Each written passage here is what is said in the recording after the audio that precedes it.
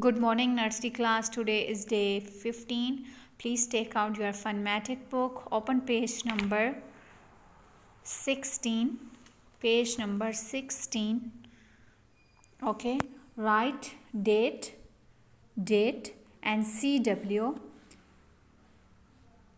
Tall and short.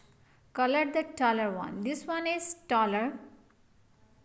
Okay, and this one is short.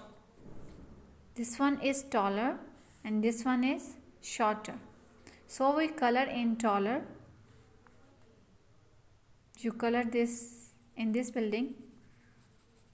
Okay, and these are two giraffes.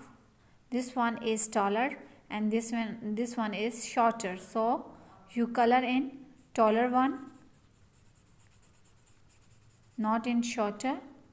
You just color in taller. This one is taller and this one is taller. This is shorter and this is shorter. Okay, tall and short. Tall and short. Draw the taller candle. There is short candle, and you draw tall candle.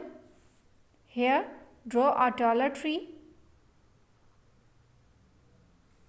You can draw here taller tree.